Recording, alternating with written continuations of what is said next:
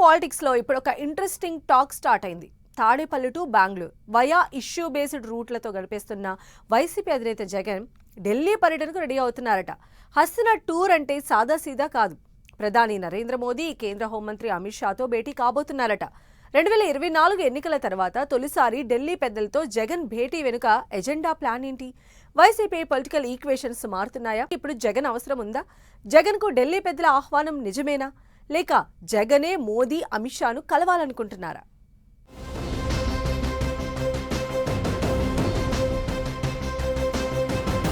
YCP అధినేత జగన్ ఢిల్లీ టూర్కు వెళ్లబోతున్నారా?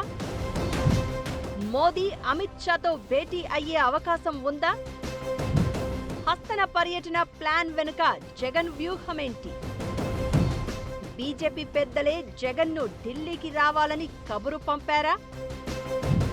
లేక జగనే మోదీ, షా అపాయింట్మెంట్ కోసం ట్రై చేస్తున్నారా? పార్లమెంట్ సెషన్ హాట్ గా సాగుతోంది. ఇటు ఏపీ పాలిటిక్స్ కూడా రోజుకో ఇష్యూతో హీటెక్కుతున్నాయి. సరిగ్గా ఇదే టైంలో వైసీపీ అధినేత జగన్ ఢిల్లీ పర్యటన అంటూ టాక్ మొదలైంది. బీజేపీ పెద్దల నుంచి ఆయనకు పిలుపు వచ్చిందనే ప్రచారం రాజకీయంగా ఆసక్తిగా మారింది.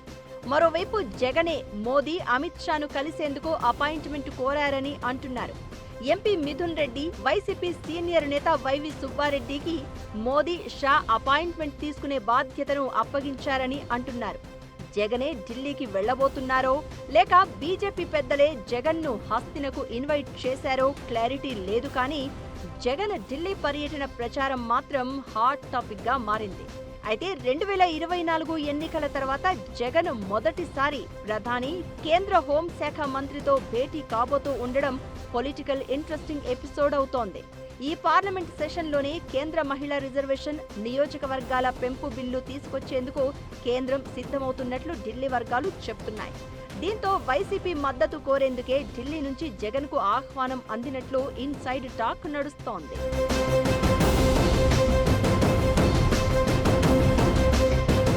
డీలిమిటేషన్ జరిగితే ఏపీలో అసెంబ్లీ, లోక్సభ నియోజకవర్గాల సంఖ్య పెరిగే అవకాశం ఉంది.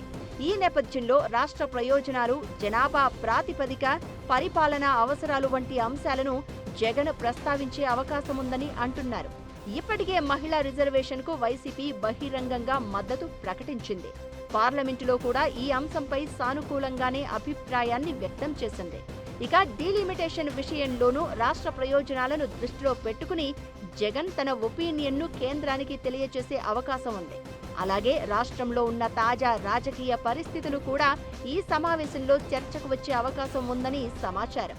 రాష్ట్రంలో రాజకీయ పరిణామాలు, ప్రతిపక్ష పార్టీగా వైసీపీ ఎదుర్కొంటున్న అంశాలు, కేంద్ర రాష్ట్ర సంబంధాలపై ప్రధాని, హోంమంత్రితో చర్చించనున్నట్లు వైసీపీ వర్గాలు చెబుతున్నాయి.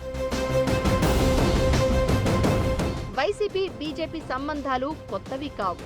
2019లో వైసీపీ అధికారంలోకి వచ్చిన తర్వాత కేంద్రంలోని బీజేపీ ప్రభుత్వంతో జగన్ ఘర్షణ రాజకీయాలను కాకుండా సహకార ధోరణినే ఎక్కువగా అనుసరించారు.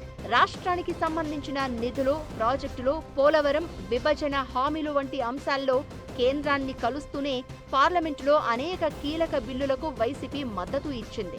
రాజ్యసభలో బీజేపీకి పూర్తి మెజారిటీ లేని సమయంలో వైసీపీ సపోర్టుగా నిలిచింది. రాష్ట్రపతి, ఉపరాష్ట్రపతి ఎన్నికల్లో కూడా ఎన్డీఏ అభ్యర్థులకు ఓటేశారు వైసీపీ ఎంపీలు. ఇటీవల జరిగిన ఉపరాష్ట్రపతి ఎన్నికల్లో కూడా ఎన్డీఏ అభ్యర్థికి మద్దతు ఇవ్వడం బీజేపీ, వైసీపీ బలమైన బంధానికి ఉదాహరణగా చెబుతున్నారు పొలిటికల్ ఎనలిస్టులు. అయితే రాష్ట్రంలో టీడీపీ, జనసేన, బీజేపీ కూటమి అధికారంలో ఉంది. కూటమి ప్రభుత్వం తమ నేతలపై అక్రమ కేసులు పెట్టి జైల్లో పెడుతుందని వైసీపీ ఆరోపిస్తోంది.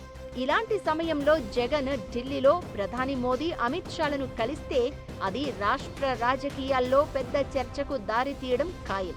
ఒకవైపు బీజేపీ, కేంద్రం రాష్ట్రంలో టీడీపీతో కలిసి అధికారంలో ఉండడం, మరోవైపు జాతీయ స్థాయిలో జగన్తో రాజకీయ చర్చలు కొనసాగడం.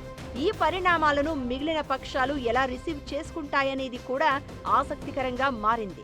అయితే ఒక విషయం మాత్రం స్పష్టంగా కనిపిస్తోంది.